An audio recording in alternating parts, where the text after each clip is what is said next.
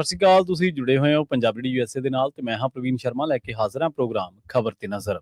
ਖਬਰ ਤੇ ਨਜ਼ਰ ਪ੍ਰੋਗਰਾਮ ਦੇ ਵਿੱਚ ਕਈ ਅਹਿਮ ਤੇ ਕਈ ਖਾਸ ਖਬਰਾਂ ਨੂੰ ਲੈ ਕੇ ਚਰਚਾ ਕਰਨ ਦੇ ਲਈ ਜੁੜ ਚੁੱਕੇ ਨੇ ਪੰਜਾਬ ਤੋਂ ਸੀਨੀਅਰ ਪੱਤਰਕਾਰ, ਉੱਘੇ ਲੇਖਕ ਅਤੇ ਸਰਗਰਮ ਸਮਾਜਿਕ ਕਾਰਕੁਨ ਦੀਪਕ ਸ਼ਰਮਾ ਚਨਾਰਥਲ ਜੀ। ਸ਼ਰਮਾ ਜੀ, ਸਤਿ ਸ਼੍ਰੀ ਅਕਾਲ। ਸਵਾਗਤ ਹੈ ਜੀ ਪੰਜਾਬੀ USA ਤੇ।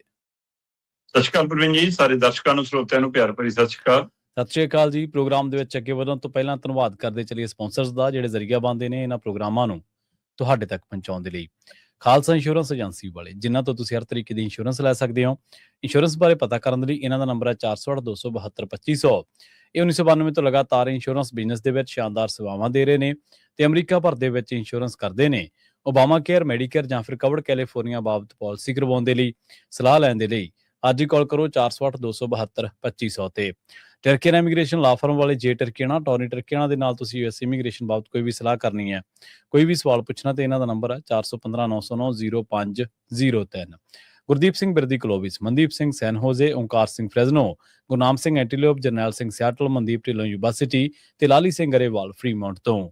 ਇਹਨਾਂ ਸਾਰੇ ਹੀ ਸਪਾਂਸਰਸ ਦਾ ਬਹੁਤ-ਬਹੁਤ ਧੰਨਵਾਦ। ਤੇ ਜੇਕਰ ਤੁਸੀਂ ਵੀ ਪੰਜਾਬੀ USA ਦੇ ਇਹਨਾਂ ਪ੍ਰੋਗਰਾਮਾਂ ਨੂੰ ਸਪਾਂਸਰ ਕਰਨਾ ਚਾਹੁੰਦੇ ਹੋ ਤਾਂ ਸਟੂਡੀਓ ਦਾ ਨੰਬਰ ਹੈ 408-272-5200।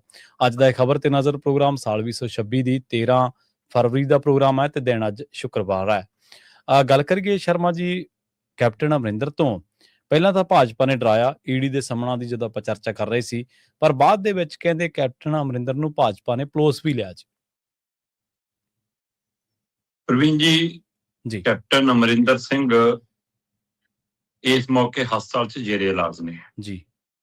ਉਹਨਾਂ ਦੇ ਗੋਡੇ ਦਾ ਆਪਰੇਸ਼ਨ ਹੋਇਆ ਤੇ ਇਸ ਉਮਰ 'ਚ ਜਾ ਕੇ ਆਪਰੇਸ਼ਨ ਹੋਣਾ, ਉਹਨੂੰ ਰਿਕਵਰ ਕਰਨ ਲਈ ਵੀ ਫਿਰ ਸਮਾਂ ਲੱਗਦਾ ਹੈ। ਤੇ ਦੂਸਰਾ ਇਹ ਵੀ ਹੈ ਕਿ ਸੋਹਲ ਬੰਦੇ ਨੇ, ਹੈਨਾ, ਰਾਜੇ ਮਹਾਰਾਜੇ ਨੇ, ਤੇ ਇਸ ਲਈ ਉਹ ਚੋਲ ਮੋਲ ਵੀ ਸਾਰਾ ਚਾਹੀਦਾ। ਫਿਰ ਬੜਾ ਹਸਪਤਾਲ ਬਿੱਲ ਬੜਾ ਬਣਾਉਣਾ, ਉਹਨਾਂ ਨੇ ਵੀ ਕੁਛ ਕਰਕੇ ਦਿਖਾਉਣਾ। ਸੋ ਇਸ ਲਈ ਉਹ ICU 'ਚ ਰੱਖਿਆ ਜੀ। ਇਹ ਡਾਕਟਰਾਂ ਦੀ ਨਿਗਰਾਨੀ 'ਚ ਰਹਿਣਗੇ ਜੀ। ਇੱਥੇ ਆਪਣੇ ਵਾਲੀਆਂ ਮਾਈਆਂ ਦੂਏ ਦਿਨ ਗੋਡਾ ਘੜੀਸੀ ਰਸੋਈ 'ਚ ਫਿਰਦੀਆਂ ਹੁੰਦੀਆਂ। ਸਹੀ ਗੱਲ। ਸੋ ਇਹ ਫਰਕ ਹੈ, ਮਤਲਬ ਹੈ ਨਾ, ਕਲਾਸ ਦਾ ਫਰਕ ਹੈ।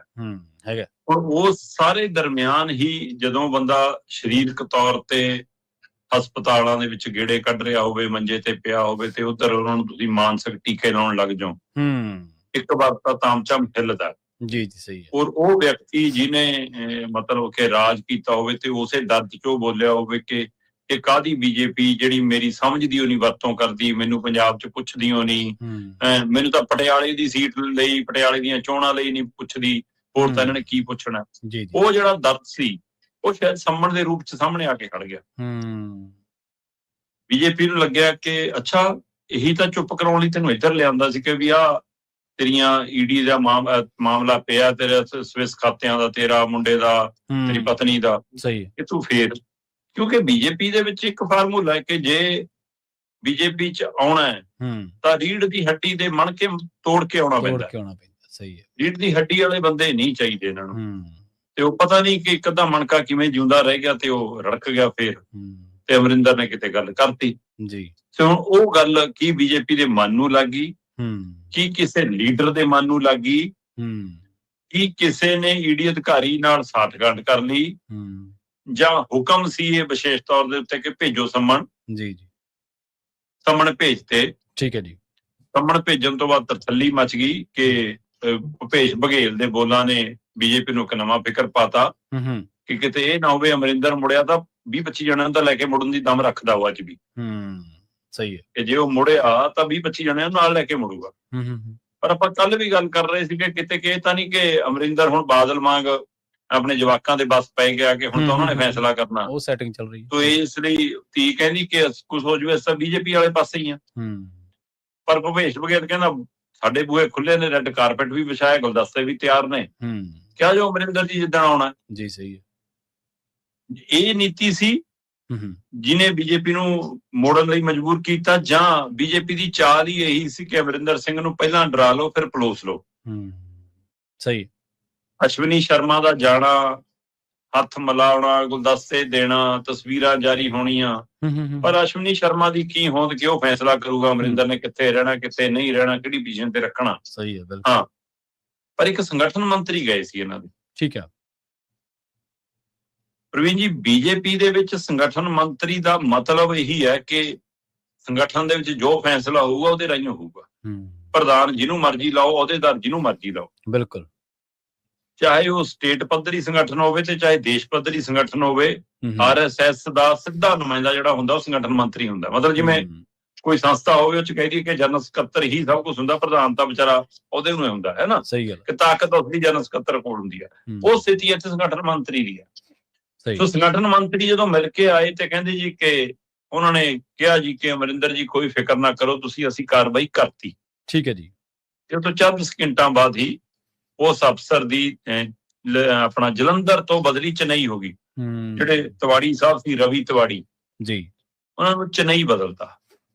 ਹੁਣ ਕੀ ਰਵੀ ਤਿਵਾੜੀ ਨੇ ਆਪ ਹੀ ਸੰਮਨ ਕੱਢਤੇ? ਕੋਈ ਜਿਹੜੀ ਈਡੀ ਤਾਂ ਛਿੱਕਰੀ ਮਾਰਦੀ ਸੱਤਾ ਦੀ ਪੁੱਛ ਤੋਂ ਬਿਨਾਂ, ਕਿਉਂਕਿ ਈਡੀ ਤਾਂ ਰੇਡ ਉੱਥੇ ਹੀ ਕਰਦੀ ਹੈ ਜਿਹੜਾ ਬੀਜੇਪੀ ਚ ਨਹੀਂ ਹੈਗਾ, ਬੀਜੇਪੀ ਦੇ ਆਲੇ ਪਾਸੇ ਤਾਂ ਜਾਂਦੀ ਨਹੀਂ ਹੈ ਜੀ। ਬਿਲਕੁਲ। ਤੇ ਫਿਰ ਇੱਧਰ ਕਿਵੇਂ ਆ ਗਈ ਆਪਣੇ ਆਪੇ? ਕੀ ਰਵੀ ਤਿਵਾੜੀ ਕੋਲ ਕੋਈ ਅਲਮਾਰੀ ਫਾਈਲਾਂ ਝੂੜਦੇ ਉਹੀ ਨਿਗਾਹ ਪੈ ਗਈ ਕੈਪਟਨ ਦੀ ਕਿ ਉਹਨੇ ਸੰਮਨ ਕੱਢ ਮਾਰੇ? ਸਹੀ ਹੈ, ਬਿਲਕੁਲ। ਕੀ ਰਵੀ ਤਿਵਾੜੀ ਕਿਸੇ ਹੋਰ ਲੀਡਰ ਦੇ ਜਾਂ ਕਿਸੇ ਹੋਰ ਰਾਜਨੀਤਿਕ ਧਿਰ ਦੇ ਨੇੜੇ ਸੀ ਕਿ ਉਹਨਾਂ ਨੇ ਉਹ ਤੋਂ ਹੀ ਕੰਮ ਕਰਾ ਲਿਆ?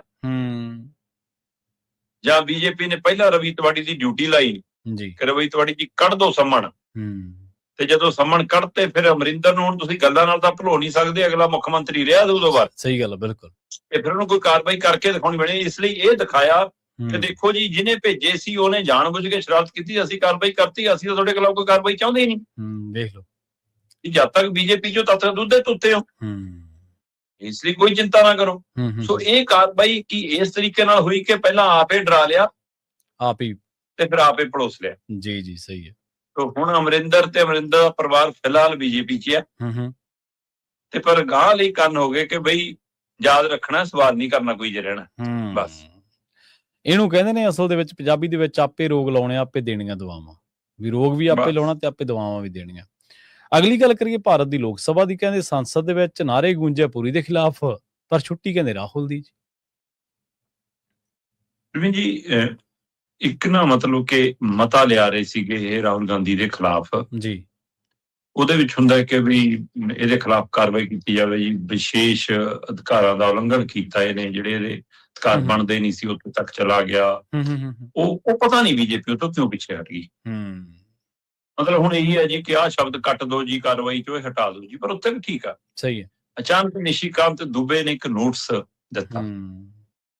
ਉਹ ਨੋਟਿਸ ਹੈਗਾ ਕਿ ਜੀ ਰਾਹੁਲ ਗਾਂਧੀ ਦੀ ਮੈਂਬਰੀ ਖਾਰਜ ਕੀਤੀ ਜਾਵੇ। ਠੀਕ ਹੈ।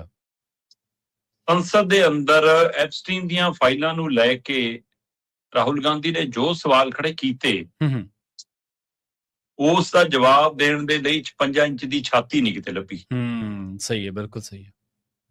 ਜਿਹੜੇ ਆਪਣੇ ਆਪ ਨੂੰ ਸਭ ਤੋਂ ਤਾਕਤਵਰ ਭਾਸ਼ਣ ਦੇਣ ਦੀ ਕਲਾ ਦੇ ਮਾਹਰ ਸਮਝਦੇ ਨੇ, ਹੈ ਨਾ, ਉਹ ਤੇ ਉਹਦੀ ਟੀਮ ਜਿਹਨੂੰ ਪੱਪੂ ਕਹਿ ਕੇ ਸੰਬੋਧਨ ਕਰਦੀ ਸੀ, ਅੱਜ ਉਹ ਪੱਪੂ ਦੇ ਜਵਾਬ ਵੀ ਨਹੀਂ ਉਹਨਾਂ ਤੋਂ ਦੇ ਹੁਣ। ਸਹੀ ਹੈ, ਬਿਲਕੁਲ। ਦੇਸ਼ ਦੇ ਆਮ ਲੋਕਾਂ ਦੇ ਸਵਾਲਾਂ ਦੇ ਜਵਾਬ ਕੀ ਦੇ ਹੋਣਗੇ? ਤੇ ਜੇ ਇੱਕ ਪੱਪੂ ਤੋਂ ਤੁਹਾਨੂੰ ਡਰ ਲੱਗਣ ਲੱਗ ਪਿਆ, ਤੇ ਤੁਹਾਡੀ ਤਾਂ ਰਾਜਨੀਤੀ ਬੜੀ ਕੱਚੀ ਹੈ। ਤੁਸੀਂ ਸੰਸਦ ਦੇ ਵਿੱਚੋਂ ਕੰਨੀ ਕਤਰਾ ਕੇ ਭੱਜ ਰਹੇ ਹੋ। ਜੀ ਜੀ। ਤੇ ਤੁਹਾਡੇ ਕੋਲ ਤਾਂ ਕਾਂਗਰਸ ਦੇ ਖਿਲਾਫ ਇੰਨੇ ਤੁਹਾਡੇ ਭੱਤੇ 'ਚ ਤੀਰ ਪਏ ਨੇ ਕਿ ਚਲਾਓ ਜਿਹੜਾ ਜੀ ਕਰਦਾ। ਤੁਹਾਡੇ ਤਾਂ ਰੋਕ ਵੀ ਨਹੀਂ ਕੋਈ। ਸਹੀ ਹੈ। ਜਿਹਦਾ ਮਰਜ਼ੀ ਕਾਰਜਕਾਲ ਕੱਢੋ, ਜਿਹਦਾ ਮਰਜ਼ੀ ਸਮਾਂ ਕੱਢੋ, ਜਿਹਦੇ ਮਰਜ਼ੀ ਸਮੇਂ ਬਾਰੇ ਬੋਲੋ। ਹਾਂ, ਸਾਹਮਣੇ ਵਾਲਾ ਬੰਦੇ ਨੂੰ ਬੋਲਣ ਤੇ ਰੋਕਾਂ ਨੇ ਵਿਰੋਧੀ ਧਿਰ ਨੂੰ। ਹੁਣ ਜਦੋਂ ਘਿਰੇ ਹੋਏ ਮਹਿਸੂਸ ਕਰਦੇ ਹੋ, ਫਿਰ ਤੁਸੀਂ ਕਹਿੰਦੇ ਹੋ, ਦੇਖੋ ਐਪਸਟੀਨ ਦੀਆਂ ਫਾਈਲਾਂ ਦੇ ਮਾਮਲੇ 'ਚ ਜਿਹੜੇ ਮੁਲਕਾਂ ਦੇ ਵਿੱਚ ਇਹ ਮਾਮਲੇ ਆਏ, ਉੱਥੋਂ ਦੇ ਮੰਤਰੀ ਸੰਤਰੀ ਅਸਤੀਫਾ ਦੇ ਗਏ। ਜੀ ਜੀ, ਸਹੀ ਹੈ, ਬਿਲਕੁਲ। ਤੇ ਅਗਲੇ ਕਹਿੰਦੇ ਜਾਂਚ ਹੋਊ, ਸਾਬਤ ਹੋਊ, ਕੁਛ ਹੋਊਗਾ, ਸਾਡਾ ਕਿੰਨਾ ਰੋਲ ਹੈ ਕਿੰਨਾ ਨਹੀਂ ਇਹ ਵਕਤ ਤੈਅ ਕਰੂਗਾ, ਪਰ ਨਾ ਤਾਂ ਹੈ ਨਾ। ਹੁਣ ਇੱਥੇ ਸਾਡੇ ਬਿਲਕੁਲ ਉਲਟਾ, ਅਸੀਂ ਮੰਨ ਵੀ ਰਹੇ ਹਾਂ ਕਿ ਸਾਡਾ ਨਾਂ ਹੈਗਾ ਜੀ, ਸਾਡੀਆਂ ਮੁਲਾਕਾਤਾਂ ਹੈਗੀਆਂ, ਕਾਰਵਾਈ ਵੀ ਕੋਈ, ਤੇ ਪਰ ਅਸੀਂ ਅਸਤੀਫਾ ਅਸੀਂ ਨਹੀਂ ਦੇਵਾਂਗੇ, ਅਸਤੀਫਾ ਰਾਹੁਲ ਗਾਂਧੀ ਦੇਵੇ। ਹੈ ਕਮਾਲ ਦਾ, ਮਤਲਬ ਕਿ ਇਹ ਸਰਕਾਰ ਦਾ ਤਰੀਕਾ ਘਰ ਹੈ। ਤੇ ਕੱਲ ਖਾਸੇ ਨਾਰੇ ਗੂੰਜੇ ਹਰਦੀਪ ਪੁਰੀ ਦੇ ਖਿਲਾਫ। ਦੇਖੋ ਵਿਰੋਧੀ ਧਿਰ ਇਸ ਵਾਰ ਗਿਣਤੀ ਮਿੰਟ ਦੀ ਪੱਖੋਂ ਠੀਕ ਠਾਕ ਹੈ, ਤੇ ਸਰਕਾਰ ਨੂੰ ਚੰਗਾ ਘੇਰ ਰਹੀ ਆ, ਹੈ ਨਾ। ਮਤਲਬ ਜਿਹੜਾ ਵਿਸ਼ਵ ਗੁਰੂ ਹੈ ਉਹਨੂੰ ਮਹਿਲਾ ਸੰਸਦ ਮੈਂਬਰਾਂ ਤੋਂ ਵੀ ਡਰ ਲੱਗਣ ਲੱਗ ਪਿਆ। ਸਹੀ ਗੱਲ ਹੈ, ਉਹ ਤੋਂ ਵੀ ਜਾਨ ਦਾ ਖਤਰਾ ਹੋਣ ਲੱਗ ਪਿਆ। ਜੇ ਸੰਸਦ 'ਚ ਤੁਹਾਡੀ ਜਾਨ ਨੂੰ ਖਤਰਾ ਹੈ, ਫਿਰ ਸਾਡੇ ਭਗਵੰਤ ਮਾਨ ਤੋਂ ਮੁਰਗੀ ਖਾਨੇ ਦਾ ਫਾਰਮੂਲਾ ਸਿੱਖ ਲਓ। ਸਹੀ ਗੱਲ। ਲੈ ਲਓ ਉਦੋਂ ਕਿ ਮੁਰਗੀਖਾਨਾ ਖੋਲ ਲੈਂਦੇ ਆ ਭਾਈ, ਜੇ ਡਰ ਲੱਗਦਾ। ਬਿਲਕੁਲ, ਜੇ ਸੰਸਦ 'ਚ ਡਰ ਲੱਗਦਾ ਫਿਰ ਹਿਸਾਬ ਲਾ ਲਓ ਕਿ ਸਥਿਤੀ ਕੀ ਹੈ। ਸੋ ਇਸ ਲਈ ਹੁਣ ਨਿਸ਼ੀਕਾਂਤ ਦੁਬੇ ਨੂੰ ਇਹਨਾਂ ਨੇ ਹੈ ਨਾ ਮਤਲਬ ਕਿ ਉਹਦੇ ਰਾਹੀਂ ਅੱਗੇ ਵਧਣ ਦਾ ਫੈਸਲਾ ਕੀਤਾ ਕਿ ਨੋਟਿਸ ਦਵਾਤਾ। ਕੱਲ ਰੋਲੇ ਰੱਪੇ ਤੋਂ ਬਾਅਦ 9 ਤਰੀਕ ਤੱਕ ਲਈ ਹੁਣ ਸੰਸਦ ਉੱਠ ਗਈ ਹੈ। 9 ਮਾਰਚ ਨੂੰ ਦੁਬਾਰਾ ਦੂਆ ਗੇੜ ਸ਼ੁਰੂ ਹੋਊਗਾ। ਠੀਕ ਹੈ, ਤੇ ਗੈਪ ਹੈ, ਛੁੱਟੀਆਂ ਨੇ। ਸੋ ਹੁਣ ਦੇਖਣ ਵਾਲੀ ਗੱਲ ਇਹ ਹੈ ਕਿ ਸੱਤਾਧਾਰੀ ਧਿਰ ਕੋਲ ਤਾਕਤ ਵੀ ਹੈਗੀ, ਗਿਣਤੀ ਵੀ ਹੈਗੀ, ਤੇ ਜੇ ਉਹ ਚਾਹਣ ਤਾਂ ਰਾਹੁਲ ਗਾਂਧੀ ਦੀ ਮੈਂਬਰੀ ਖਾਰਜ ਕਰ ਸਕਦੇ ਨੇ। ਠੀਕ ਹੈ ਨਾ। ਹੁਣ ਤਾਂ ਇੱਥੇ ਸਿਧਾਂਤ ਦੇ ਨਿਯਮ ਦਾ ਤਾਂ ਕੋਈ ਫਾਰਮੂਲਾ ਹੀ ਨਹੀਂਗਾ। ਠੀਕ ਹੈ। ਹੁਣ ਇਹਦੇ ਵਿੱਚ ਸਵਾਲ ਇਹ ਹੈ ਕਿ ਕੀ ਇਹ ਮੈਂਬਰੀ ਖਾਰਜ ਕਰਨ ਤੱਕ ਜਾਣਗੇ? ਪਹਿਲਾਂ ਵੀ ਇਹਦਾ ਇੱਕ ਸਾਹਮਣਾ ਕਰ ਚੁੱਕੇ ਨੇ ਉਹ, ਫਿਰ ਘਰ ਤੱਕ ਖਾਲੀ ਕਰਾਇਆ ਹੈ ਨਾ, ਉਹ ਸਾਰੀ ਪ੍ਰਕਿਰਿਆ। ਫਿਰ ਉਹਦੇ ਲਈ ਉਹ ਦੁਬਾਰਾ ਕੀ ਅਦਾਲਤੀ ਪ੍ਰਕਿਰਿਆ ਰਾਹੀਂ ਇਜਾਜ਼ਤ ਮਿਲੂਗੀ, ਕੀ ਹੋਊਗਾ, ਇਹ ਲੰਬਾ ਪ੍ਰਕਿਰਿਆ ਦਾ ਸਵਾਲ ਜੀ। ਪਰ ਇਸੇ ਨੋਟਿਸ ਦੇ ਵਿੱਚ ਇੱਕ ਕੋਣ ਇਹ ਵੀ ਪਿਆ ਕਿ ਜੇ ਸੱਤਾਧਾਰੀ ਧਿਰ ਚਾਹਵੇ ਤੇ ਉਹ ਗਿਣਤੀ ਪੰਥੀ ਪੱਖੋਂ ਇਸ ਹੱਦ ਤੱਕ ਵੀ ਜਾਵੇ ਤੇ ਉਹ ਇਸ ਮਤੇ ਨੂੰ ਇਸ ਰੂਪ ਚ ਪ੍ਰਵਾਨ ਕਰਾ ਲਵੇ, ਪਾਸ ਕਰਾ ਲਵੇ ਕਿ ਲਓ ਜੀ ਰਾਹੁਲ ਗਾਂਧੀ ਜੀਵਨ ਭਰ ਚੋਣ ਲੜਨ ਤੇ ਰੋਕ। ਸਹੀ ਹੈ। ਹੁਣ ਇਹ ਬੀਜੇਪੀ ਨੇ ਆਪਣਾ ਜੋੜ ਘਟਾ ਲਾਉਣਾ ਕਾਗਜ਼ ਤੇ ਕਿ ਉਹਦੇ ਨਾਲ ਉਹਨੂੰ ਬੜਾ ਕਰ ਲੈਣਗੇ ਹੈ ਨਾ। ਕੱਲ ਨੂੰ ਅਦਾਲਤੀ ਹੁਕਮਾਂ ਤਹਿਤ ਉਹਨੂੰ ਕੋਈ ਮਨਜ਼ੂਰੀ ਮਿਲ ਜੂ, ਨਹੀਂ ਮਿਲੂ ਤਾਂ ਉਹ ਪਿੱਛੇ ਰਹਿ ਕੇ ਪਾਰਟੀ ਨੂੰ ਨਾ ਕਿਤੇ ਉਹਦੀ ਜਾਨ ਪੈ ਜਾਵੇ ਜਿਹੜੀ ਮਰੀ ਪਈ ਆ ਪਾਰਟੀ। ਸਹੀ ਹੈ, ਬਿਲਕੁਲ। ਜਿਹੜੇ ਲੀਡਰ ਆਪਣੀ ਚਮੜੀ ਬਚਾਉਣ ਦੇ ਲਈ ਬੋਲਦੇ ਹੀ ਨਹੀਂ ਗਏ, ਖੜਦੇ ਹੀ ਨਹੀਂ ਗਏ, ਮੁੱਦਿਆਂ ਤੇ ਆਉਂਦੇ ਹੀ ਨਹੀਂ ਗਏ ਹੈ ਨਾ, ਤੇ ਉਹ ਕਿਤੇ ਉਹ 'ਚ ਨਾ ਜਾਨ ਪੈ ਜਾਵੇ ਮਰੀ ਹੋਈ 'ਚ।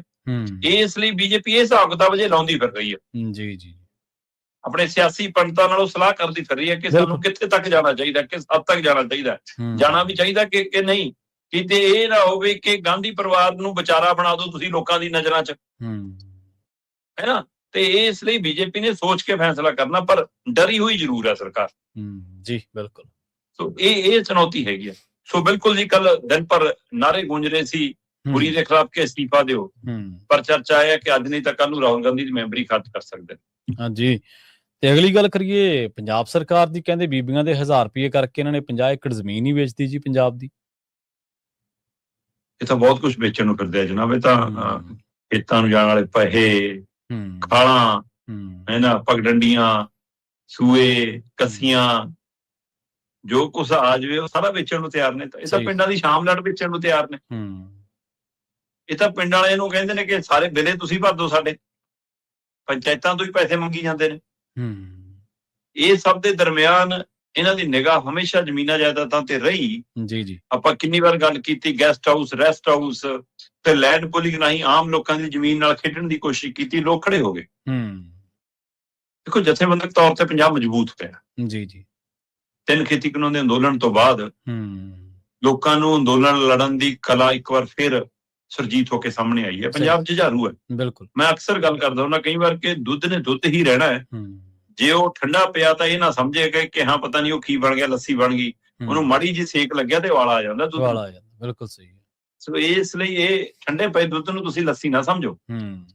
ਪਰ ਸਾਡੇ ਸਿਆਸੀ ਜਮਾਤ ਨੂੰ ਪਤਾ ਨਹੀਂ ਕੀ ਇਹ ਆਦਤ ਪੈ ਗਈ ਹੈ ਕਿ ਸੱਤਾ ਦੇ ਤਾਕਤ ਤੇ ਬੈਠ ਕੇ ਉਹ ਸਾਰਾ ਕੁਝ ਭੁੱਲ ਜਾਂਦੇ। ਜਿਹੜੇ ਕਹਿੰਦੇ ਸੀ ਪਿੰਡਾਂ ਦੀ ਸਮਝ ਆ, ਪਿੰਡਾਂ ਚੋਂ ਚੱਲਦੇ ਆ, ਮੋਟਰ ਤੇ ਸੌਂਦੇ ਆ, ਪਟੇ ਦਾ ਪਤਾ ਮੈਨੂੰ ਹੈ ਨਾ, ਤੇ ਉਹ ਸਾਰਾ ਕੁਝ ਹੁਣ ਸਾਰਾ ਕੁਝ ਨਹੀਂ ਪਤਾ। ਤੇ ਇਹ ਸਾਰੀ ਪ੍ਰਕਿਰਿਆ ਦੇ ਦਰਮਿਆਨ ਲੈਂਡ ਪੂਲਿੰਗ ਦੇ ਮਾਮਲੇ 'ਚ ਜਦੋਂ ਪੰਜਾਬ ਖੜਾ ਹੋਇਆ ਉਹਨੂੰ ਫੈਸਲਾ ਵਾਪਸ ਲੈਣਾ ਪਿਆ। ਪਰ ਕੁਝ ਜ਼ਮੀਨਾਂ ਉਹ ਨੇ ਜਿਹੜੀਆਂ ਸਰਕਾਰੀ ਤੌਰ ਤੇ ਕੋਈ ਮੰਡੀ ਬੋਰਡ ਕੋਲ ਪਈ ਆ, ਕੋਈ ਪਾਵਰਕੌਮ ਕੋਲ ਪਈ ਆ, ਕੋਈ ਕਿਸੇ ਹੋਰ ਵਿਭਾਗ ਕੋਲ ਪਈ ਆ, ਇਹਨਾਂ ਨੇ ਉਹਦੀ ਨਿਸ਼ਾਨਦੇਹੀ ਸ਼ੁਰੂ ਕੀਤੀ ਜੀ। ਹੁਣ ਜਦੋਂ ਇਹ ਮਾਮਲੇ ਆਏ ਤਾਂ ਆਪਾਂ ਕਈ ਵਾਰ ਗੱਲ ਕੀਤੀ ਲੁਧਿਆਣੇ ਦੀ ਪਾਵਰਕੌਮ ਦੀ ਜ਼ਮੀਨਾਂ ਦੀ, ਪਟਿਆਲੇ ਦੇ ਪਾਵਰਕੌਮ ਦੀਆਂ ਜ਼ਮੀਨਾਂ ਦੀ, ਆ ਚੰਡੀਗੜ੍ਹ ਮਹਾਲੀ ਦੇ ਵਿੱਚ ਪਈ ਜਿਹੜੀ ਏਸ਼ੀਆ ਦੀ ਸਭ ਤੋਂ ਵੱਡੀ ਫਰੂਟ ਮੰਡੀ ਬਣਦੀ ਸੀ, ਏਸੀ ਮੰਡੀ, ਉਹਦਾ ਜ਼ਿਕਰ ਅਕਸਰ ਆਇਆ ਜੀ। ਪਰ ਇਹਦੇ ਉੱਤੇ ਪੰਜਾਬ ਨੇ ਸੰਗਠਨ ਤੌਰ ਦੇ ਉੱਤੇ ਇੱਕ ਹੋ ਕੇ ਲੜਾਈ ਲੜਨ ਦੀ ਪਹਿਲ ਕਦਮੀ ਨਹੀਂ ਕੀਤੀ। ਜਥੇਬੰਦੀਆਂ ਨੂੰ ਜਾਂ ਲੋਕਾਂ ਨੂੰ ਲੱਗਿਆ ਕਿ ਆਪਾਂ ਨੂੰ ਕਿਹੜਾ ਆਪਣੀ ਥੋੜਾ ਡਿਪਾਰਟਮੈਂਟਾਂ ਦੀ ਜ਼ਮੀਨ ਹੈ। ਹਾਂਜੀ ਹਾਂਜੀ ਬਿਲਕੁਲ। ਭਰਾਵੋ ਡਿਪਾਰਟਮੈਂਟ ਕਿਹਦੇ ਨੇ? ਜੇ ਮੰਡੀ ਬੋਰਡ ਦੀ ਜ਼ਮੀਨ ਵਿਕਦੀ ਆ, ਜੇ ਪਾਵਰਕੌਮ ਦੀ ਜ਼ਮੀਨ ਵਿਕਦੀ ਆ ਤੇ ਸਰਕਾਰ ਨੇ ਅੱਜ ਵੀ ਉਹ ਚੋਂ ਕਮਿਸ਼ਨ ਖਾਣਾ। ਸਹੀ ਹੈ ਨਾ। ਤੇ ਕੱਲ ਨੂੰ ਜਦੋਂ ਉਹਨੂੰ ਫਿਰ ਉਹਨਾਂ ਚੀਜ਼ਾਂ ਦੀ ਲੋੜ ਪਈ ਫਿਰ ਥੋੜੀਆਂ ਜ਼ਮੀਨਾਂ ਨੂੰ ਹੱਥ ਪੈਣਾ। ਜ਼ਮੀਨਾਂ ਤਾਂ ਥੋੜੀਆਂ ਹੀ ਆਉਣੀਆਂ ਕੱਲ ਨੂੰ ਵੀ। ਸਹੀ ਗੱਲ ਹੈ, ਤਾਂ ਪੰਜਾਬ ਦੀ ਹੀ ਨਾ। ਇਹ ਵੀ ਤਾਂ ਕਿਸੇ ਦੀਆਂ ਲਈਆਂ। ਜਿਹੜੀ ਮੰਡੀ ਮਹਾਲੀ ਦੀ ਬਣੀ ਸੀ ਉਹ ਜਿਹੜੇ ਪਿੰਡ ਦੀ ਜ਼ਮੀਨ ਲਈ ਸੀ ਉੱਥੇ ਕੀ ਕਹਿ ਕੇ ਲਈ ਸੀ? ਉਹਦੇ ਖਿਲਾਫ ਤੁਸੀਂ ਹੁਣ ਉਹਨੂੰ ਦੂਏ ਕਨਵਰਟ ਕਰ ਰਹੇ ਹੋ। ਉਹ ਪਿੰਡ ਚੀਕਦਾ ਰਹਿ ਗਿਆ, ਅਦਾਲਤਾਂ ਦੇ ਗੇੜੇ ਕੱਢ ਰਹੇ ਤੁਸੀਂ। ਸਤਿੰਦਰ ਜੈਨ ਦੀ ਇੱਕ ਸਾਥੀਆਂ ਨੂੰ ਉਹਦੇ ਨੇੜਲਿਆਂ ਨੂੰ ਖੁਸ਼ ਕਰਨ ਦੇ ਲਈ ਦੇ ਦਿਓ ਜੀ ਪੁੱਡਾ ਨੂੰ, ਤੇ ਪੁੱਡਾ ਆ ਕੇ ਦਿੱਲੀ ਵਾਲਿਆਂ ਨੂੰ ਵੇਚ ਕੇ ਪਰੇ ਹੋਵੇ। ਸਹੀ ਗੱਲ। ਕਰਤਾ ਕਰ। ਹੁਣ ਗਲੇ ਦੀ ਹੱਡੀ ਬਣਿਆ ਹੋਇਆ ਬੀਬੀਆਂ ਦਾ 1000 ਰੁਪਇਆ ਜੀ, ਥੋਤੋਂ ਦਿੱਲੀ ਤੋਂ ਲੜ ਕੇ ਪਿੰਡੂ ਵਿਕਾਸ ਫੰਡ ਨਹੀਂ ਲੈ ਆਉਂਦਾ, ਥੋਤੋਂ ਕਰਜ਼ੇ ਵਾਲੇ ਮਸਲੇ ਤੇ ਨਹੀਂ ਕੋਈ ਪੈਰਵੀ ਹੁੰਦੀ, ਥੋਤੋਂ ਜਿਹੜਾ GST ਆਉਣਾ ਸਮੇਂ ਸਿਰ ਉਹਦੇ ਲਈ ਨਹੀਂ ਲੜ ਹੁੰਦਾ, ਹੈਨਾ। ਤੇ ਤੁਸੀਂ ਦਿੱਲੀ ਨਾਲ ਤਾਂ ਆਡਾ ਨਹੀਂ ਲੈ ਪਾ ਰਹੇ ਨਾ। ਤੇ ਤੁਸੀਂ ਪੰਜਾਬ ਦੇ ਸਿਰ ਕਰਜ਼ੇ ਦਾ ਬੋਝ ਵਧਾਉਣ ਲਈ ਤਰਲੋ ਮੱਛੀ ਹੋ ਕੇ ਬਸ ਜਿਵੇਂ ਸਾਡੀਆਂ ਵੋਟਾਂ ਪੱਕੀਆਂ ਹੋ ਜਾਣ ਬਸ। ਹੁਣ ਇਸੇ ਪ੍ਰਕਿਰਿਆ ਦੇ ਵਿੱਚ ਮੰਨਿਆ ਜਾ ਰਿਹਾ ਸੀ ਕਿ ਮਾਹਲੀ ਵਾਲੀ ਮੰਡੀ ਆਈ ਜੀ, ਇਸੇ ਪ੍ਰਕਿਰਿਆ ਦੇ ਵਿੱਚ ਲੁਧਿਆਣੇ ਤੇ ਪਟਿਆਲੇ ਵਾਲੀਆਂ ਜ਼ਮੀਨਾਂ ਨੂੰ ਲੈ ਕੇ ਮੀਟਿੰਗਾਂ ਕੀਤੀਆਂ ਸੀ, ਅਫਸਰਾਂ ਤੋਂ ਡਾਟਾ ਇਕੱਠਾ ਕੀਤਾ ਸੀ। 23 ਨੰਬਰ ਫਾਟਕ ਕੋਲ ਪਈ ਹੈ ਜੀ, ਆ ਬਡੂੰਗਰ ਪਿੰਡ ਕੋਲ ਪਈ ਹੈ ਜੀ, ਆ ਇੱਕ ਇਹਨਾਂ ਦਾ ਸਪੋਰਟਸ ਵਾਲਾ ਕੰਪਲੈਕਸ ਪਿਆ ਜੀ, ਪੁਰਾਣਾ ਬੱਸ ਅੱਡਾ ਪਿਆ ਜੀ ਪਟਿਆਲੇ। ਬਡੂੰਗਰ ਪਿੰਡ ਦੇ ਨੇੜੇ 50 ਏਕੜ ਪਾਵਰਕਾਮ ਦੀ ਜ਼ਮੀਨ, ਪਾਵਰਕਾਮ ਦੇ ਮੁਲਾਜ਼ਮਾਂ ਦੇ ਧਰਨੇ ਪ੍ਰਦਰਸ਼ਨ ਹੜਤਾਲਾਂ ਦੇ ਬਾਵਜੂਦ ਉਹ ਜੀ ਪੁੱਡਾ ਨੂੰ ਤਬਦੀਲ ਕਰਨ ਦਾ ਹੁਕਮ ਹੋ ਗਿਆ। ਹੁਣ ਕੱਲ ਨੂੰ ਕਲੋਨੀ ਕੱਟ ਕੇ ਵੇਚਣਗੇ, ਪ੍ਰਾਈਵੇਟ ਬਿਲਡਰ ਨੂੰ ਵੇਚਣਗੇ, ਕਿਸੇ ਹੋਰ ਦੇ ਹੱਥ ਦੇਣਗੇ, ਇਹਨਾਂ ਦੇ ਹੱਥ। ਜੀ ਸੋ ਇਹ ਇਸ ਤਰੀਕਾ ਕਰ ਕਿਸੇ ਪਾਸਿਓਂ ਪੈਸਾ ਆ ਜਾਵੇ, ਅਸੀਂ ਬੀਬੀਆਂ ਨੂੰ ਇੱਕ ਵਾਰ 1000 ਰੁਪਇਆ ਪਾ ਕੇ ਅਗਲੀਆਂ ਵੋਟਾਂ ਪੱਕੀਆਂ ਕਰ ਲਈਆਂ। ਮਤਲਬ ਇੰਨਾ ਪੰਜਾਬ ਨੂੰ ਕਮਜ਼ੋਰ ਤੇ ਲਾਚਾਰ ਸਮਝਣ ਲੱਗ ਪਏ। ਸਹੀ ਗੱਲ। ਸੋ ਇਸ ਲਈ ਪਾਵਰਕਾਮ ਦੇ ਮੁਲਾਜ਼ਮ ਜ਼ਰੂਰ ਜੂਝਦੇ ਨਜ਼ਰ ਆਏ, ਪਰ ਚੰਗਾ ਹੋਵੇ ਕਿ ਜਥੇਬੰਦੀਆਂ ਵੀ ਇਸ ਤੇ ਪਹਿਲ ਕਦਮੀ ਕਰਨ ਕਿ ਜੇ ਕੱਲ ਨੂੰ ਉਹਨਾਂ ਨੂੰ ਗਿਰਡ ਲਾਉਣੇ ਆ, ਕੁਛ ਲਾਉਣੇ ਆ, ਤਾਂ ਫਿਰ ਤੁਹਾਡੀਆਂ ਜ਼ਮੀਨਾਂ ਨੂੰ ਹੱਥ ਪੈਣਗੇ। ਇਸ ਲਈ ਪਹਿਲਾਂ ਹੀ ਉਹਨਾਂ ਦੀ ਜ਼ਮੀਨਾਂ ਬਚਾ ਲਓ ਤਾਂ ਆਪਣੀਆਂ ਜ਼ਮੀਨਾਂ ਨਾਲ ਬਚੀਆਂ ਰਹਿਣਗੀਆਂ। ਇਹਦੀ ਲੜਾਈ ਦੀ ਲੋੜ ਹੈ, ਪਰ ਸਰਕਾਰ ਹੁਣ ਹਰ ਹਿੱਲੇ ਜ਼ਮੀਨਾਂ ਵੇਚਣ ਦੇ ਰਾਹ ਪੈ ਚੁੱਕੀ ਹੈ। ਅਸਲ ਦੇ ਵਿੱਚ ਜ਼ਮੀਨਾਂ ਕੋਈ ਪੁੱਡਾ ਜਾਂ ਕੋਈ ਹੋਰ ਪੰਜਾਬ ਦਾ ਮੰਤਰੀ ਸੰਤਰੀ ਕੋਈ ਘਰੋਂ ਥੋੜੋ ਲਿਆ ਜਾਂ ਕਿਤੋਂ ਹੋਰ ਕਿਤੋਂ ਮੁਨਾਫੇ 'ਚ ਥੋੜੋ ਖੱਟ ਕੇ ਲਿਆਏ, ਤਾਂ ਪੰਜਾਬ ਦੀਆਂ ਜ਼ਮੀਨਾਂ ਨੇ, ਪਿੰਡਾਂ ਦੀਆਂ ਹੀ ਨੇ, ਲੋਕਾਂ ਦੀਆਂ ਹੀ ਨੇ, ਸਾਂਝੀਆਂ ਹੀ ਨੇ, ਸਰਮਾਇਆ ਹੀ ਹੈ। ਸਰਮਾਇਆ ਵੇਚ ਕੇ ਤੁਸੀਂ ਆਪਦੇ ਵੋਟ ਤੰਤਰ ਲਈ ਜਿਹੜੀ ਚੀਜ਼ ਕਰੋਗੇ ਉਹ ਕੋਈ ਪੰਜਾਬ ਦੇ ਹੱਕ ਦੀ ਗੱਲ ਥੋੜੋ ਆ। ਪਰ ਦੇਖਦੇ ਹਾਂ ਲੋਕ ਇਹਦੇ ਤੇ ਕੀ ਰਿਐਕਟ ਕਰਦੇ ਸ਼ਰਮਾ ਜੀ। ਪਰ ਲੋਕ ਵੀ ਅਸਲ ਦੇ ਵਿੱਚ ਕਿਹੜੀ ਲੜਾਈ ਲੜਨ, ਉਹ ਖੇਤਾਂ ਦੀ ਲੜਾਈ ਲੜਨ, ਪਾਣੀਆਂ ਦੀ ਲੜਾਈ ਲੜਨ, ਪੋਲੀਟੀਕਲ ਰਿਫਾਰਮ ਦੀ ਲੜਾਈ ਲੜਨ, ਜ਼ਮੀਨਾਂ ਛਡਾਉਣ ਦੀ ਲੜਾਈ ਲੜਨ, ਜ਼ਮੀਨਾਂ ਨੂੰ ਬਚਾਉਣ ਦੀ ਲੜਾਈ ਲੜਨ। ਅਸਲ ਦੇ ਵਿੱਚ ਸਰਕਾਰ ਨੇ ਲੜਾਈਆਂ ਸ਼ੁਰੂ ਹੀ ਇੰਨੀਆਂ ਕਰ ਦਿੱਤੀਆਂ ਵੀ ਲੋਕ ਆਪਦੀ એનર્ਜੀ ਸਾਰੀ ਇੱਕ ਪਾਸੇ ਜੇ ਲਾਉਂਦੇ, ਦੂਜੇ ਪਾਸਿਓਂ ਹੋਰ ਜਿਹੜਾ ਉਹ ਕੰਮ ਖੁੱਲ ਜਾਂਦਾ ਫਿਰ ਸਰਕਾਰਾਂ ਦੇ ਲਈ। ਅਗਲੀ ਗੱਲ ਮੰਤਰੀ ਸਾਹਿਬ ਕਹਿ ਰਹੇ ਨੇ, ਕਹਿੰਦੇ ਵੀ ਪਰਾਲੀ ਕਰਕੇ ਪ੍ਰਦੂਸ਼ਣ ਨਹੀਂ ਹੈ। ਇਹ ਕਿਹੜੇ ਸਾਹਿਬ ਨੇ ਜਿਨ੍ਹਾਂ ਨੂੰ ਛੇਤੀ ਸਮਝ ਆ ਗਈ ਇਸ ਗੱਲ ਦੀ? ਕਮਾਲ ਹੈ ਕਿ ਜਿਹੜੀ ਪਾਰਟੀ ਦੇ IT ਸੈੱਲ ਇਸ ਗੱਲ ਦਾ ਮਾਹੌਲ ਬਣਾਉਂਦੇ ਹੁਣ ਦੇਸ਼ 'ਚ ਕਿ ਕਿਸਾਨਾਂ ਦੀ ਪਰਾਲੀ ਕਰਕੇ ਹੀ ਦਿੱਲੀ ਪ੍ਰਦੂਸ਼ਿਤ ਹੁੰਦੀ ਹੈ, ਹੈ ਨਾ, ਉਹਨਾਂ ਦੇ ਮੰਤਰੀ ਸਾਹਿਬ ਨੂੰ ਜਵਾਬ ਦੇਣਾ ਪੈਂਦਾ। ਅਸਲ 'ਚ ਤੁਸੀਂ ਡਾਟੇ ਨੂੰ ਲੁਕੋ ਨਹੀਂ ਸਕਦੇ ਅੱਜ ਦੀ ਤਰੀਕ 'ਚ ਜੀ। ਤੁਸੀਂ ਅੱਜ ਦੇ ਟੈਕਨੋਲੋਜੀ ਦੇ ਯੁੱਗ ਦੇ ਵਿੱਚ ਅੰਕੜਿਆਂ ਰਾਹੀਂ ਝੂਠ ਬੋਲ ਕੇ ਬਚ ਨਹੀਂ ਸਕਦੇ ਫਿਰ। ਜੀ ਬਿਲਕੁਲ। ਇਸ ਲਈ ਸ਼ਾਇਦ ਮਜਬੂਰੀ ਸੀ ਕਿ ਉਹ ਕੋੜੇ ਬੋਲ ਇਹਨਾਂ ਨੂੰ ਜੀਭ ਤੇ ਲਿਆਉਣੇ ਪਏ, ਉਹ ਸੱਚੇ ਬੋਲ ਇਹਨਾਂ ਨੂੰ ਆਪਣੇ ਬੁੱਲਾਂ ਤੱਕ ਲਿਆਉਣੇ ਪਏ। ਸਹੀ ਗੱਲ। ਇਹ ਜਨਾਬ ਨੇ ਜੀ ਭਾਜਪਾ ਦੇ ਖੇਤੀਬਾੜੀ ਮੰਤਰੀ ਸ਼ਿਵਰਾਜ ਚੌਹਾਨ। ਵੈਸੇ ਸ਼ਿਵਰਾਜ ਚੌਹਾਨ ਬਾਰੇ ਮੰਨਿਆ ਜਾਂਦਾ ਕਿ ਉਹਨਾਂ ਨੂੰ ਖੇਤੀ ਦੀ ਬਹੁਤ ਸਮਝ ਹੈ, ਖੇਤੀ ਨਾਲ ਜੁੜੇ ਨੇ। ਉਹ ਸਭ ਨੂੰ ਧਿਆਨ 'ਚ ਹੋਣਾ ਕਿ ਜਦੋਂ ਪੰਜਾਬ ਆਏ ਸੀ ਹੜ੍ਹਾਂ ਦੇ ਦਰਮਿਆਨ, ਤਾਂ ਉਹਨਾਂ ਨੇ ਝੋਨੇ ਦਾ ਉਹ ਪੱਟ ਕੇ ਹੀ ਦੱਸਦਾ ਸੀ ਜੜ ਦੇਖ ਕੇ, ਕਿਉਂਕਿ ਇੱਥੋਂ ਹੀ ਪਤਾ ਲੱਗ ਜਾਂਦਾ ਕਿ ਹਾਂ। ਸੋ ਉੱਥੋਂ ਇਹ ਤਾਂ ਪਤਾ ਲੱਗਦਾ ਕਿ ਹਾਂ ਉਹ ਹਵਾਈ ਗੱਲਾਂ ਤਾਂ ਨਹੀਂ ਕਰਦੇ ਪ੍ਰਧਾਨ ਮੰਤਰੀ ਮੰਗਣ, ਉਹਨੂੰ ਧਰਾਤਲ ਦੀ ਸਮਝ ਹੈਗੀ ਹੈ। ਠੀਕ ਹੈ ਨਾ, ਮਤਲਬ ਜਿਵੇਂ BJP 'ਚ ਮੰਨਿਆ ਜਾਂਦਾ ਕਿ ਰਾਜਨਾਥ ਸਿੰਘ ਧਰਾਤਲ ਦੇ ਲੀਡਰ ਹੈਗੇ ਨੇ, ਸਮਝ ਰੱਖਦੇ ਨੇ, ਪਰ ਉਹ ਕਿੰਨੀਆਂ ਸਿਆਸੀ ਮਜਬੂਰੀਆਂ ਹੁੰਦੀਆਂ ਨੇ ਕਿ ਜਿਹੜੀਆਂ ਵੱਖਰੀ ਲੀ ਖਿੱਚ ਕੇ ਤੁਰਨ ਵਾਲਿਆਂ ਨੂੰ ਵੀ ਲਾਈਨ 'ਚ ਤੁਰਨ ਲਾ ਦਿੰਦੀਆਂ ਨੇ। ਸਹੀ ਗੱਲ, ਬਿਲਕੁਲ। ਸੋ ਇਸ ਲਈ ਹੁਣ ਉਹ ਲਾਈਨ 'ਚ ਤੁਰੇ ਹੋਏ ਨੇ, ਉਹੀ ਸ਼ਾਇਦ ਮਜਬੂਰੀਆਂ। ਲੋਕ ਤਾਂ ਸ਼ਿਵਰਾਜ ਚੌਹਾਨ 'ਚੋਂ ਇਹ ਵੀ ਦੇਖਣ ਲੱਗ ਸੀ ਕਿ ਮੋਦੀ ਦਾ ਕੰਪੀਟੀਟਰ ਹੈ ਤੇ ਮੋਦੀ ਨਾਲੋਂ ਵਧੀਆ ਸੂਬੇ ਦੀ ਅਗਵਾਈ ਕਰਕੇ ਆਇਆ। ਸੋ ਪਰ ਮਤਲਬ ਅਜੇ ਅਗਲੇ ਦੀ ਚੱਲ ਰਹੀ ਹੈ ਤੇ ਇਸ ਲਈ ਅਗਲਾ ਲਾਈਨ 'ਚ ਖੜਾ ਹੈ। ਜੀ ਸਹੀ ਹੈ। ਪਰ ਕੱਲ ਜਦੋਂ ਇਹ ਸਵਾਲ ਆਇਆ ਪ੍ਰਦੂਸ਼ਣ ਦਾ, ਤੇ ਸੰਸਦ 'ਚ ਸ਼ਿਵਰਾਜ ਚੌਹਾਨ ਨੇ ਇਸ ਗੱਲ ਦਾ ਜਵਾਬ ਦਿੱਤਾ ਕਿ ਪਰਾਲੀ ਸਾੜਨਾ ਹੀ ਪ੍ਰਦੂਸ਼ਣ ਦਾ ਮੁੱਖ ਕਾਰਨ ਨਹੀਂ ਹੈਗਾ, ਜਾਂ ਇਕਲੌਤਾ ਇਹ ਕਾਰਨ ਨਹੀਂ ਹੈਗਾ। ਇੱਥੋਂ ਤੱਕ ਉਹਨਾਂ ਨੇ ਹਵਾਲਾ ਦਿੱਤਾ ਕਿ ਦਿੱਲੀ ਦੇ ਵਿੱਚ NCR ਦੇ ਵਿੱਚ ਜਿਹੜਾ ਪ੍ਰਦੂਸ਼ਣ ਆ ਉਹਦੇ ਵਿੱਚ ਪਰਾਲੀ ਦੇ ਧੂਏ ਦਾ ਮਹਿਜ 5% ਹੈ। ਠੀਕ ਹੈ। ਮਤਲਬ ਫਸਲ ਦੀ ਰਹਿੰਦ ਖੂੰਹਦ, ਇਹ ਸਾਰਾ ਜਿਹੜੀ ਅੱਗ ਲੱਗਣ ਵਾਲੀ ਪ੍ਰਕਿਰਿਆ, ਇਹਦਾ ਯੋਗਦਾਨ 5% ਹੈ। ਮਤਲਬ 95% ਵਾਲੇ ਨੂੰ ਕਿੱਦਾਂ ਕਟਹਿਰੇ 'ਚ ਖੜਾ ਕਰੋਗੇ, ਦੱਸ ਦਿਓ ਬਸ। ਸਹੀ ਹੈ। ਤੁਸੀਂ ਤਾਂ ਵੀ ਇਹ ਕਿਹਾ ਕਿ ਇਹਦਾ ਯੋਗਦਾਨ 5% ਹੈ, ਤੁਸੀਂ ਇਹ ਨਹੀਂ ਦੱਸਿਆ ਕਿ 95% ਕਿਹਦਾ ਯੋਗਦਾਨ ਹੈ। ਨਹੀਂ ਦੱਸ ਕਦੇ ਵੀ। ਮੰਤਰੀ ਸਾਹਿਬ ਇਹ ਵੀ ਗਿਣਾ ਸਕਦੇ ਸੀ, ਖੇਤੀਬਾੜੀ ਮੰਤਰੀ ਹੋ ਤੁਸੀਂ, ਇਹ ਗਿਣਾਉਂਦੇ ਕਿ ਵੀ 95% ਦਿੱਲੀ 'ਚ ਪ੍ਰਦੂਸ਼ਣ ਇਹਨਾਂ ਕਾਰਨ ਹੈ। ਆਪਣੇ ਆਪ ਪਤਾ ਰਹਿੰਦਾ ਕਿ 5% ਪਿੱਛੇ ਖੇਤੀ ਵਾਲਾ, ਤੁਸੀਂ ਪਰ ਤਾਂ ਵੀ ਖੇਤੀ ਵਾਲਾ 5% ਗਿਣਾਇਆ ਜੀ। ਤੇ 95% ਨੂੰ ਕਿਉਂ ਕਟਹਿਰੇ 'ਚ ਨਹੀਂ ਖੜਾ ਕਰਦੇ? ਉਹਦੇ ਲਈ IT ਸੈੱਲ ਕੋਲ ਅੱਖਰ ਮੁੱਕ ਜਾਂਦੇ ਨੇ। ਹਾਂਜੀ ਬਿਲਕੁਲ। ਉਹਦੇ ਲਈ ਅਦਾਲਤਾਂ ਦੇ ਵਿੱਚ ਕਾਗਜ਼ ਸਿਆਹੀ ਮੁੱਕ ਜਾਂਦੀ ਹੈ। ਕਰੋ ਕਾਰਵਾਈ। ਕਿਉਂ ਨਹੀਂ ਕਰਦੇ? ਕਿਉਂਕਿ ਉਹ ਤੁਹਾਨੂੰ ਪਾਰਟੀ ਫੰਡ ਦਿੰਦੇ ਨੇ, ਉਹ ਜਿਹੜਾ PM ਕੇਅਰ ਫੰਡ ਹੈ ਉਹਦੇ ਵਿੱਚ ਹਿੱਸਾ ਪਾਉਂਦੇ ਨੇ, ਤੇ ਇਸ ਲਈ ਉਹਨਾਂ ਖਿਲਾਫ ਨੈਰੇਟਿਵ ਨਹੀਂ। ਕਿਸਾਨ ਆ ਕੇ ਤੁਹਾਨੂੰ ਬਾਤ ਪੁੱਛਦੇ ਨੇ, ਦਿੱਲੀ 'ਚ ਘੇਰਾ ਪਾ ਲੈਂਦੇ ਨੇ, ਸਵਾਲ ਕਰਦੇ ਹੈ ਨਾ, ਤੇ ਤੁਹਾਨੂੰ ਸਵਾਲ ਕਰਦੇ ਨੇ, ਤੁਹਾਨੂੰ ਝੁਕਾ ਲੈਂਦੇ ਨੇ, ਇਸ ਲਈ ਤੁਹਾਨੂੰ ਰੜਕਦੇ ਨੇ ਜਨਾਬ।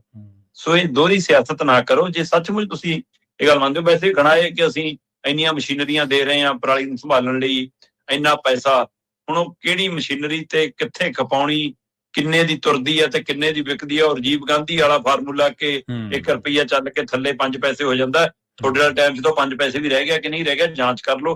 ਕੱਟੜ ਇਮਾਨਦਾਰ ਜਦੋਂ ਸ਼ਬਦ ਵਰਤਣੇ ਪੈ ਜਾਣ ਇਹਨਾਂ ਤੋਂ ਲੈ ਕੇ ਮਤਲਬ ਕੇਜਰੀਵਾਲ ਤੱਕ ਨੂੰ, ਤਾਂ ਇਹਦਾ ਮਤਲਬ ਜਦੋਂ ਤੁਹਾਨੂੰ ਇਹ ਕਹਿਣਾ ਪੈਂਦਾ ਸੀ ਕੱਟੜ ਇਮਾਨਦਾਰ, ਇਮਾਨਦਾਰ ਆਪਣੇ ਆਪ 'ਚ ਪੂਰਨ ਹੁੰਦਾ, ਸੰਪੂਰਨ ਹੁੰਦਾ। ਸਹੀ ਗੱਲ।